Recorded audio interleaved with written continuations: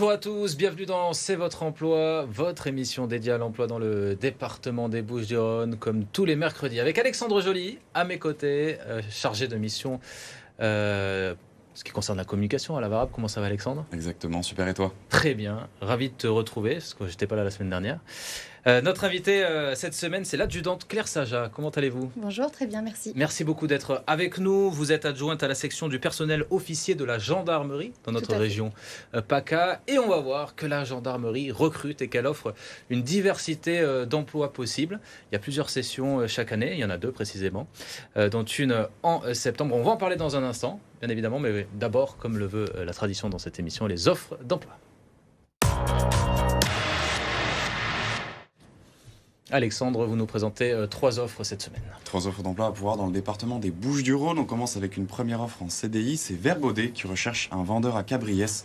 Vous aurez pour mission le développement des chiffres de vente, la fidélisation de la clientèle et la gestion des canaux de distribution. Pour ce poste, le profil recherché est un profil passionné par la mode avec une certaine bienveillance et de la fibre commerciale. Pour candidater, rendez-vous sur le site qui s'affiche à l'écran. Une deuxième offre en alternance, c'est Q&A Nagel qui recherche un assistant administratif à Salon de Provence. Vous aurez pour mission le contrôle des activités, le suivi des intérimaires et la gestion administrative. Pour ce poste, le profil recherché est un profil en préparation d'un bac+2 à bac+3 dans le domaine administratif avec une certaine rigueur, une certaine organisation et une certaine curiosité. Pour candidater, rendez-vous sur le site qui s'affiche à l'écran. Et enfin, une troisième offre en CDD, c'est Ikea qui recherche un employé logistique à Vitrolles. Vous aurez pour mission la gestion du flux de marchandises, la préparation des commandes et la participation à l'emballage. Pour ce poste, le profil recherché est un profil souriant avec un goût du challenge, une certaine autonomie. Pour candidater, rendez-vous sur le site qui s'affiche à l'écran. Merci beaucoup, Alexandre, pour ces 3 offres d'emploi. On passe tout de suite à l'invité.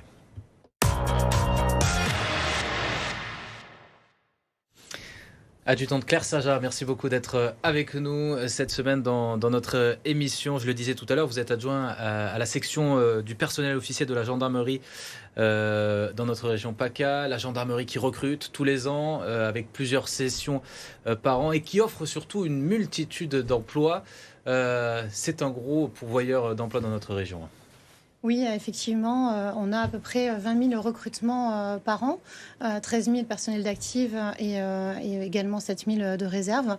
Donc effectivement, un grand panel, plus de 300 métiers aussi au sein de la gendarmerie et effectivement pas mal de possibilités en termes de recrutement. Est-ce que vous pouvez nous rappeler brièvement la place de la gendarmerie dans le paysage des différentes forces de sécurité qui existent aujourd'hui en France? Oui, tout à fait. Alors, on a effectivement la police nationale et la gendarmerie nationale qui sont les 2 principales forces de sécurité intérieure. À ce titre, on a des missions similaires comme la police judiciaire, la sécurité publique générale et le maintien de l'ordre. Pour autant, on a effectivement une différence un peu fondamentale. La police nationale étant une force civile, quand la gendarmerie est une force armée qui est présente sur plus de 96% du territoire. Alors, pour parler plus emploi, comment on fait aujourd'hui pour rejoindre les rangs de la gendarmerie? Comment ça se passe? Alors, plusieurs opportunités. En fait, ça va dépendre quel type de carrière vous souhaitez. Si vous êtes plutôt sur une carrière tournée vers l'opérationnel, vous avez effectivement un statut d'officier de gendarmerie. Ça, c'est le terrain, quoi. Ça, c'est le terrain, effectivement. C'est l'opérationnel. Vous avez également des sous-officiers de gendarmerie et des agents des GAV, en fait, ce qu'on appelle des gendarmes adjoints volontaires qui seront adjoints, en fait, à ces sous-officiers-là. Et après, ça dépend si vous voulez aussi plutôt une carrière tournée vers l'administratif et le technique. Donc là, on a également des officiers de gendarmerie, mais vraiment spécialisés sur le technique. On a effectivement aussi des gendarmes adjoints volontaires, mais en emploi particulier, donc avec des technicités comme jardinier, secrétaire, etc. Et on a des gens comme moi qui sont des sous-officiers en appui des opérations.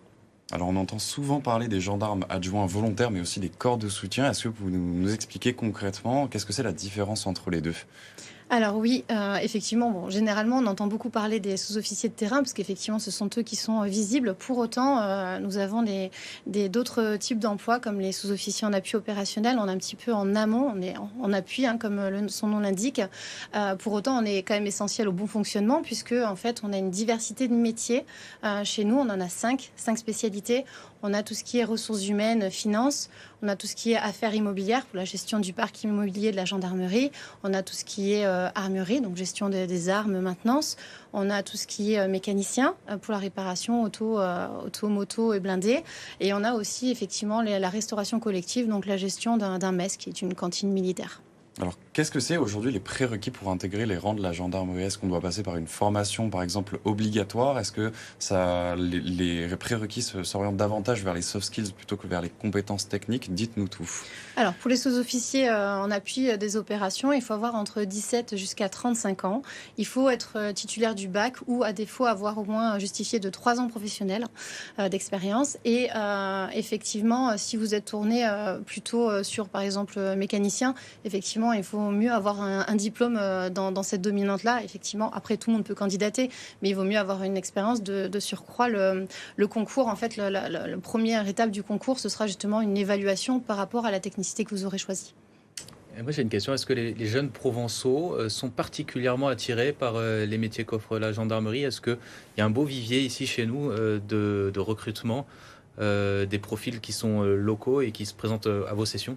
Alors oui, d'ailleurs, j'en suis la preuve, puisque moi je viens de la région aussi, donc ça confirme. Quand on postule dans notre région, on est amené à travailler dans toute la France ou on peut demander à rester plutôt dans notre région d'origine? Alors ça, c'est une question qu'on nous pose bien souvent. Ça va dépendre en fait du métier que vous choisissez. D'accord. Si c'est un métier comme le mien, donc en appui des opérations, en fait, c'est un recrutement qui est national. Vous aurez une formation, à l'issue un classement avec une liste de postes de toute la métropole. Les concours, d'accord. C'est ça. Et donc en fonction de votre classement, de vos résultats scolaires, en fait, vous choisirez votre affectation. Donc ça peut être partout en France. C'est très prisé notre région? Assez, effectivement. Ouais. Ça fait partie des régions qui sont attractives. Mais par contre, si vous postulez en tant que gendarme adjoint en emploi particulier, là, par contre, vous allez... là, par exemple, on a un emploi de jardinier actuellement sur Marseille et 2 de secrétaire. Là, par contre, si vous postulez vraiment pour ces postes-là. Pour les postes fixes, d'accord, voilà. Très bien. On a parlé des volumes de recrutement. Est-ce que vous pouvez nous en dire plus sur ce qui fait que vous arrivez à conserver cette attractivité, en tout cas vis-à-vis des candidats? Alors oui, effectivement, on reste attractif, comme je disais par rapport aux chiffres de tout à l'heure. Là, par exemple, je vois par rapport au concours SOG dont les inscriptions sont clôturées, on a plus de 15 000 candidats, ce qui permet une certaine sélectivité, à peu près un candidat sur 4 retenus. Pour les corps de soutien, effectivement, on reste attractif. Il y a eu un gros effort qui a été fait au niveau de la gendarmerie, notamment sur les augmentations de salaire. Quand un sous-officier sort d'école, il est à peu près à 1 900 € par mois pour un célibataire sans enfant, avec d'autres avantages tels que des réductions à hauteur de 75% à la SNCF, des aides au niveau du logement, à l'alimentation, la moitié de la mutuelle qui est prise en charge et d'autres primes tout au long de la carrière. Alors, dernière question. Je pose la mienne très rapidement et tu poseras la tienne après, Alexandre. Les sessions de recrutement, alors c'est clos pour septembre. Comment on fait si on veut s'inscrire pour les prochaines sessions? Alors, pour les corps en soutien, en appui des opérations, c'est encore ouvert jusqu'au 30 juin. D'accord. Donc, on peut encore s'inscrire. Sinon, l'autre session, ce sera septembre. Septembre et mars, en fait, sont les deux années. Mais septembre, on peut encore s'inscrire pour la session de septembre? Non, là, si vous inscrivez, c'est pour le concours de septembre. Et en septembre, ce sera pour le concours de mars. D'accord, très bien. Voilà. Alexandre, une dernière question? Et une toute dernière question. Comment est-ce qu'on vous contacte, vous? Comment est-ce qu'on candidate directement vers la gendarmerie pour occuper les postes? Alors, très bonne question. Vous avez d'abord le site de la gendarmerie, onglet recrutement, où vous trouverez un panel d'informations. Concernant plus précisément sur la zone de Marseille, là, on arrive en période estivale, donc effectivement, ça se calme un peu. Pour autant, le 19 septembre, il y a le forum des métiers de la sécurité qui est au Vieux-Port, le 19 septembre. Donc là, effectivement, vous pourrez nous rencontrer. Il y a également la Foire internationale de Marseille à partir du 26 septembre. Et au-delà de tout ça, vous avez ce qu'on appelle le centre d'information et de recrutement qui se trouve à la Timone à Marseille, qui accueille justement les candidats tous les après-midi. Merci beaucoup, Claire Saja, d'avoir accepté notre invitation, d'être venue sur le plateau de C'est votre emploi. Vous restez avec nous, on poursuit cette émission avec la candidature de la semaine.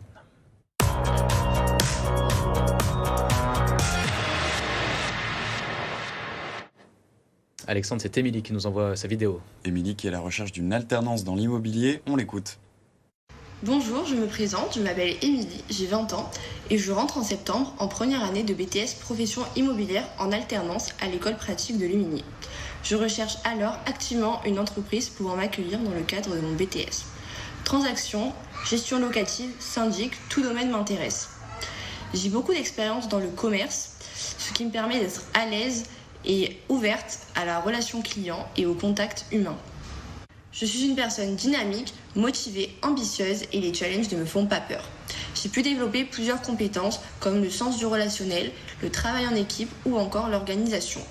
Après mes 2 ans de BTS, je souhaiterais poursuivre mes études avec un bachelor ou un master pour pouvoir, je l'espère, me spécialiser dans le secteur du luxe.